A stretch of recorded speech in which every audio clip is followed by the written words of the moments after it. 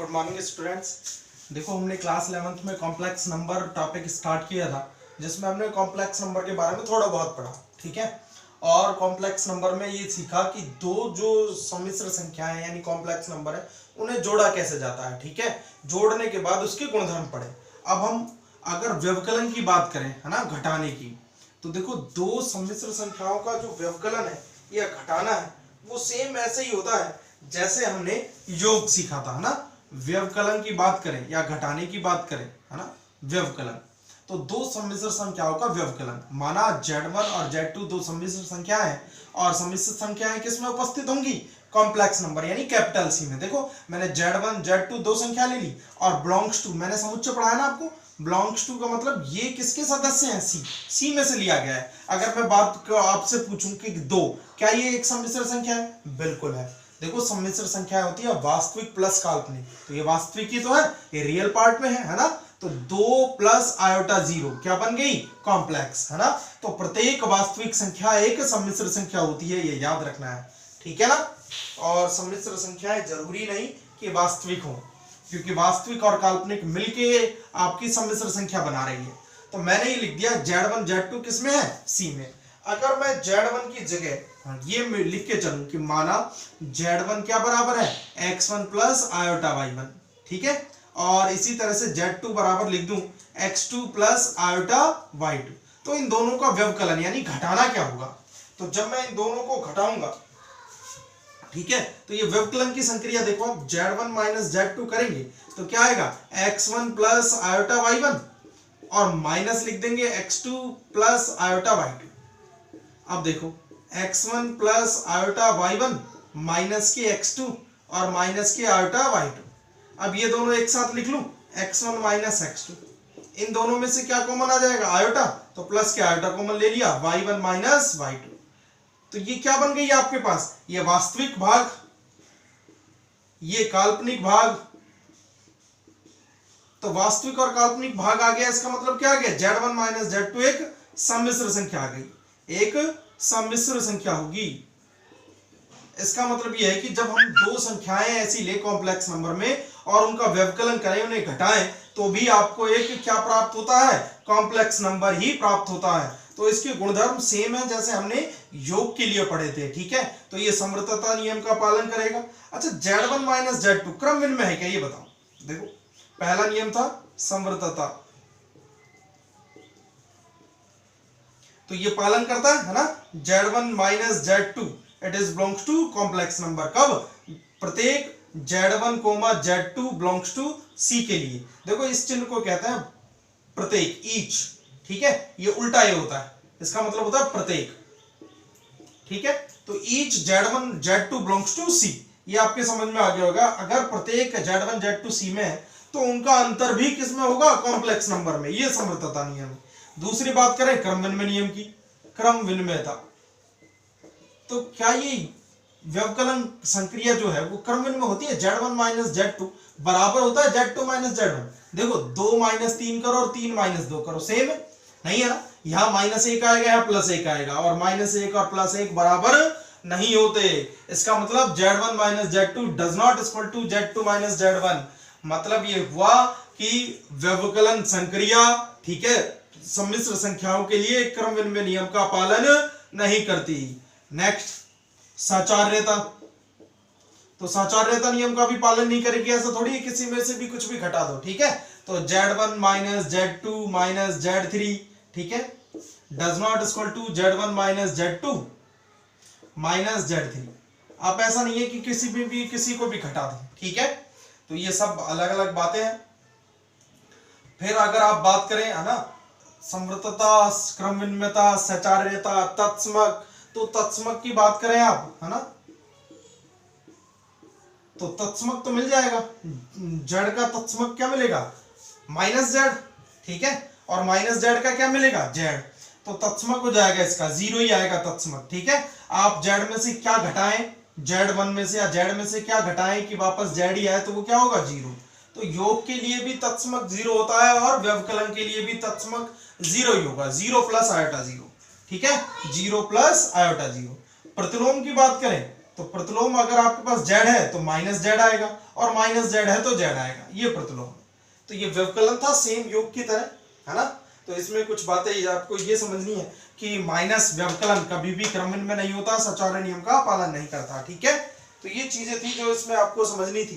अब इसका गुणा सीखेंगे सम्मिश्र संख्याओं का, वो बहुत इंपॉर्टेंट है आपका। ये तो एक जैसे हो गए, अब भाग और गुणा एक जैसा है ना। एक जैसा कैसे हो, देखो मैं अगर ऐसे कहूं कि 4 में मैंने 2 का भाग लगा दिया, या 1/2 की गुणा कर दी 4 में, तो दोनों बात ही तो सेम है ना, सेम। तो ये दोनों लगभग सेम होते हैं जब आप गुणा करते हैं या भाग लगाते हैं, है ना, किसी संख्या का। तो देखो मैं गुणा सिखा रहा हूं आपको सम्मिश्र संख्याओं का, और ये बहुत जरूरी है कि आपके ये समझ में आए, गुणन समझ में आए आपके। तो देखो गुणन सीखेंगे तो सम्मिश्र संख्याओं के लिए गुणन संक्रिया देखो आप, गुणन संक्रिया इंपॉर्टेंट है, आप ध्यान से देखें एक बार कितना समझ में आता है आपके। गुणन संक्रिया सीख रहे हैं, तो मैं ये वापस से ये लेके चलता हूं। माना Z1 और Z2 दो मेरे पास सम्मिश्र संख्याएं हैं जो Z में है, ठीक है। और Z1 बराबर मान लिया x1 प्लस आयोटा y1, और Z2 बराबर मान लिया x2 प्लस आयोटा y2। अब A1 B1 C1 D1 ऐसे क्या जैसे मर्जी आप ऐसे मान सकते हैं, मैंने इस तरह से माना है, ठीक है। x1 प्रत्येक x1 और y1 कहां से मिलेगी आपको, R में से, रियल नंबर में से मिलेगा, ठीक है, x1 और y1। तो मैं ये कह रहा हूं कि इन दोनों की गुणा करते हैं, Z1 इंटू Z2 करते हैं, देखो क्या आता है। मतलब x1 प्लस आयोटा y1 की गुणा करनी है हमें x2 प्लस आयोटा y2।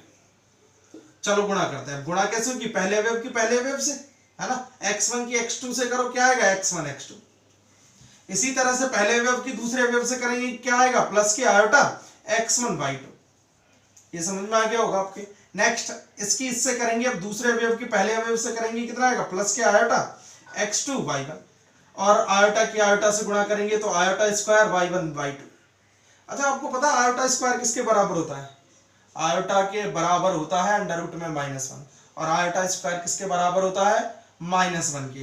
तो ये आ गया x2 x1 प्लस के iota x1 y2 plus iota x2 y1, और माइनस आयोटा स्क्वायर का मतलब माइनस y1 y2।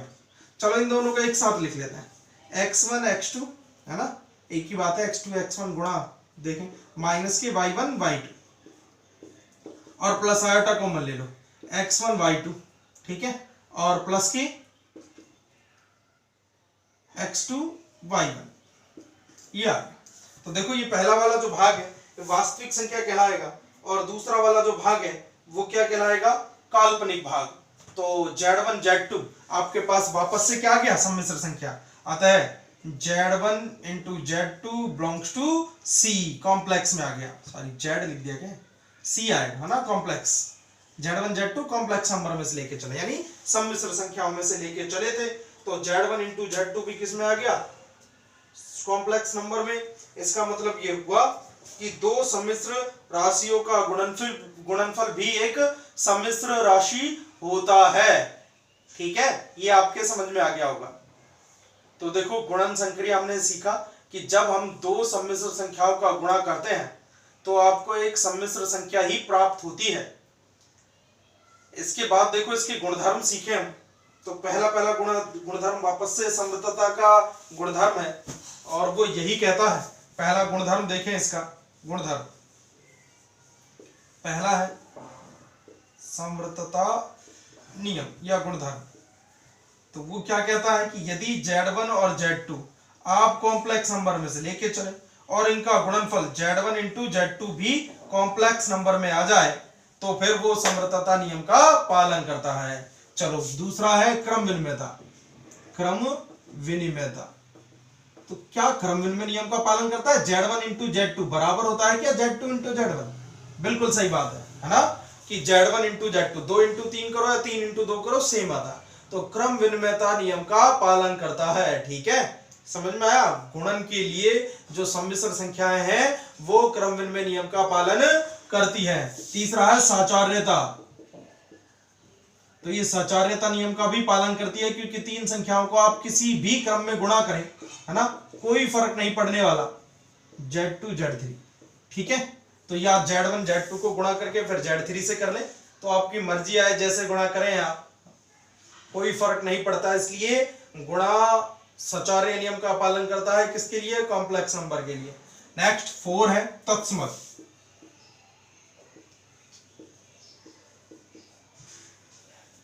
तो तत्समक देखें, तत्समकता लिख दें या तत्समक लिखें तो देखो क्या है, तो गुणा के लिए तत्समक है ये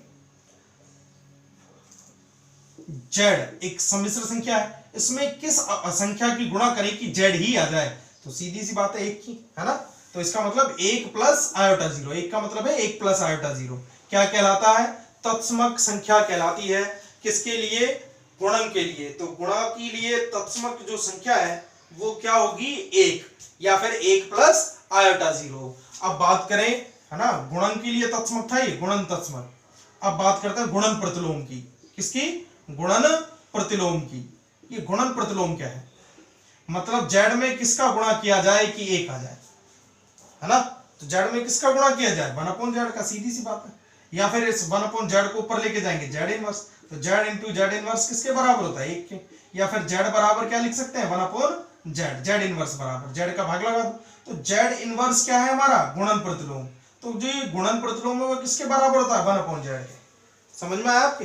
तो गुणन प्रतिलोम यानी जेड इनवर्स किसके बराबर होता है, 1/z के, 1/z के बराबर होता है, यानी 1/x प्लस आयोटा y के बराबर होता है।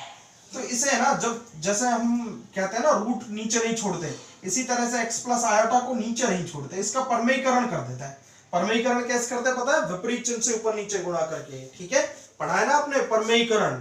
तो परमेयीकरण विपरीत चिन्ह से आप ऊपर नीचे गुणा कर देंगे। जैसे सवालों में अंडर रूट नीचे नहीं छोड़ते, उसी तरह से आयोटा को नीचे कभी नहीं छोड़ते सवाल को हल करते वक्त। हल कर रहे हैं जब, तो 1/x प्लस आयोटा y है, तो मैं इसे हल करने के लिए क्या करना पड़ेगा, विपरीत चिन्ह से ऊपर नीचे गुणा। तो किस क्या है, चिन्ह प्लस माइनस आयोटा y से ऊपर नीचे गुणा कर देंगे। बोलो समझ में आया नहीं आया। ये जेड इनवर्स ही चल रहा है हमारा, है ना। मैं इसे सॉल्व करके दिखा रहा हूं, हालांकि आपको सवाल में सॉल्व करना है, ये फॉर्मूला याद रखना है, लेकिन मैं आपको यहाँ सॉल्व करके दिखा रहा हूँ, क्या पता आपके यहीं समझ में आ जाए। तो हमें क्या करना है, x माइनस आयोटा y तो ऊपर ही रहेगा, नीचे गुणा करना है। तो x की x से गुणा करेंगे x स्क्वायर, फिर x की आयोटा y से गुणा करेंगे माइनस के आयोटा x y। समझ में आ गया होगा। फिर आयोटा y की x से करेंगे तो प्लस के आयोटा x y, प्लस के आएंगे ना, और फिर plus into minus minus, iota into iota, iota square y square. ये आपके समझ में आ गया होगा। देखो ये सेम है, कैंसिल हो गए, x माइनस के आयोटा y आया बटे x स्क्वायर। ये आयोटा स्क्वायर का मान कितना होता है, -1। तो -1 और माइनस पहले से ही बाहर है, तो क्या हो गया, प्लस के y स्क्वायर। तो आप इसे ऐसे भी लिख सकते हैं, x बटे में x square plus y square, फिर माइनस के iota y upon x square plus y square. यहाँ x बटे x स्क्वायर वास्तविक भाग और y बटे x square plus y square काल्पनिक भाग कहलाता है। तो काल्पनिक लग गया तो आयोटा लिखने की जरूरत नहीं होती, काल्पनिक भाग, बीच में माइनस है तो माइनस इसी में यूज होगा। तो ये आपके पास जेड इनवर्स आ गया। तो आप चाहें तो जेड इनवर्स सीधा निकाल सकते हैं, किसके बराबर होता है, x बटे x square plus y square और माइनस के आयोटा y बटे x square plus y square के। तो ये आपका था गुणन प्रतिलोम, ठीक है। गुणन इंपॉर्टेंट है, गुणन प्रतिलोम। योज्य प्रतिलोम पढ़ा हमने और एक गुणन प्रतिलोम पढ़ा। देखो आपको डेली जब पढ़ाया जा रहा है तो इतना ज्यादा नहीं पढ़ाया जा रहा कि आपके वो चीजें रिपीट ना हो या फिर वो आपके समझ में ना आए। तो जो भी चीज आपके समझ में नहीं आती उसे आप दोबारा से रिवाइज करके देखें, ठीक है। और फिर भी कोई परेशानी हो तो हमें बताएं।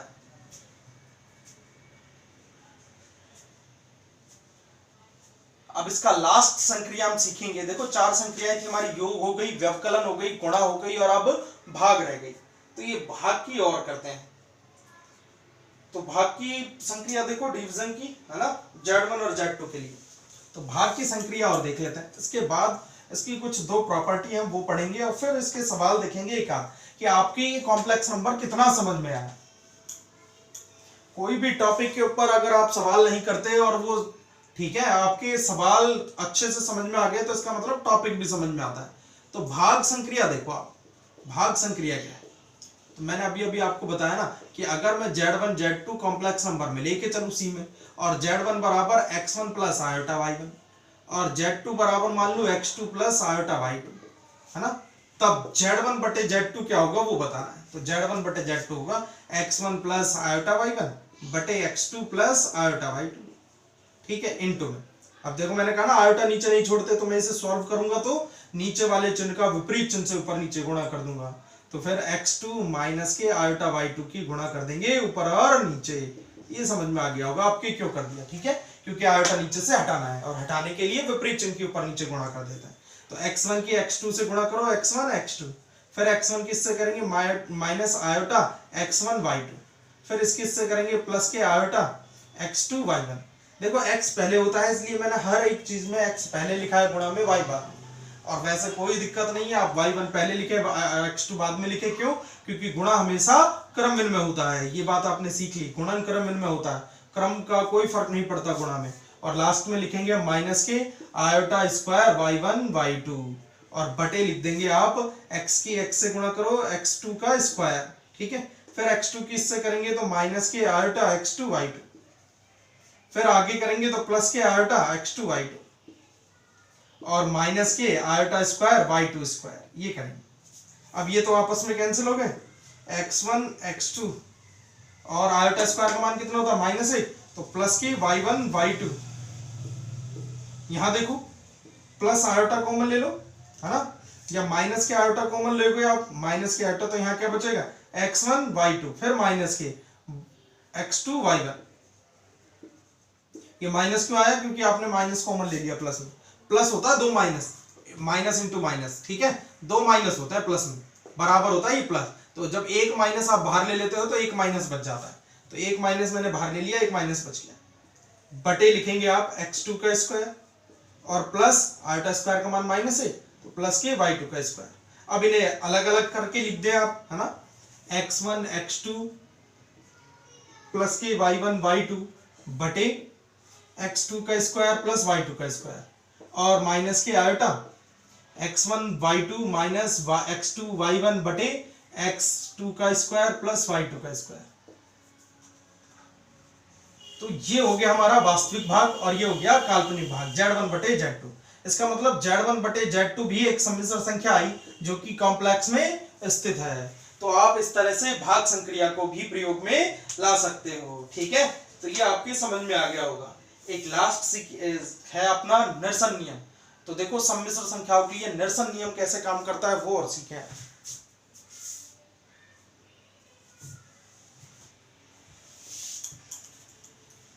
देखो निरसन नियम, तो निरसन नियम है आपके पास, निरसन नियम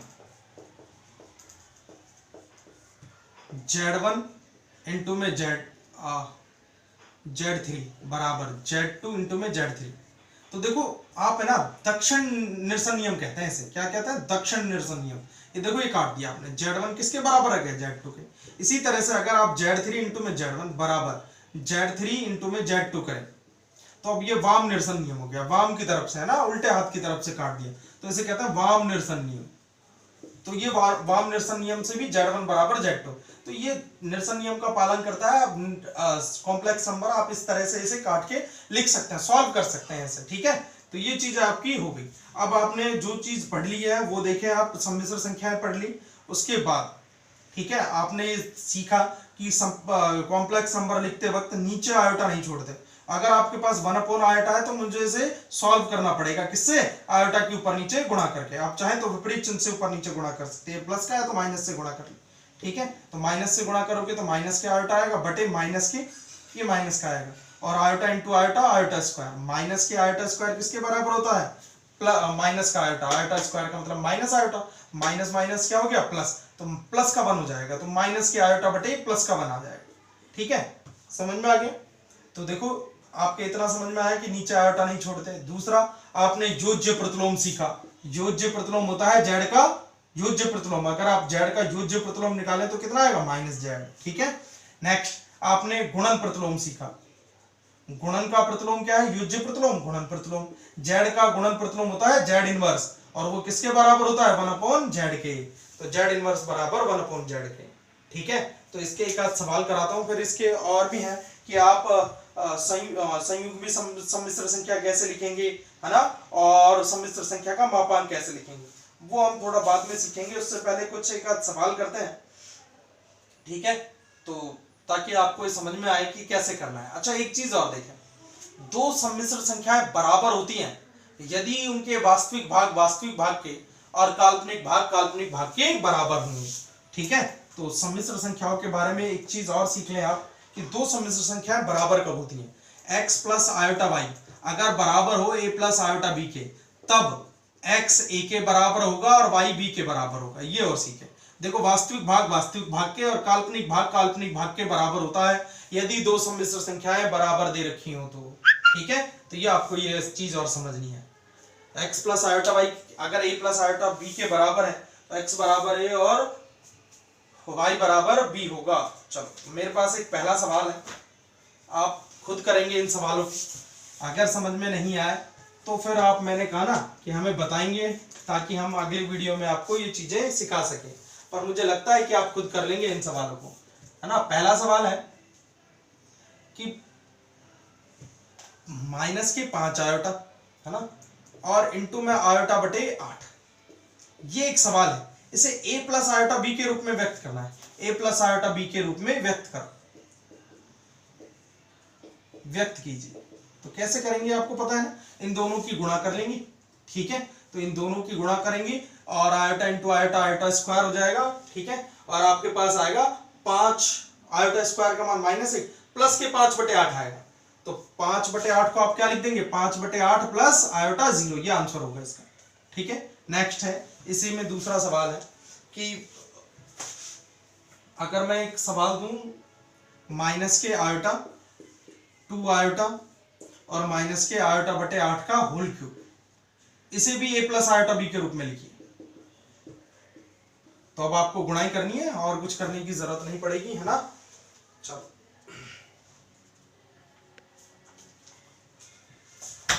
नेक्स्ट है तीसरा सवाल, 2 माइनस 3 आयोटा का योज्य प्रतिलोम एवं गुणन प्रतिलोम ज्ञात कीजिए।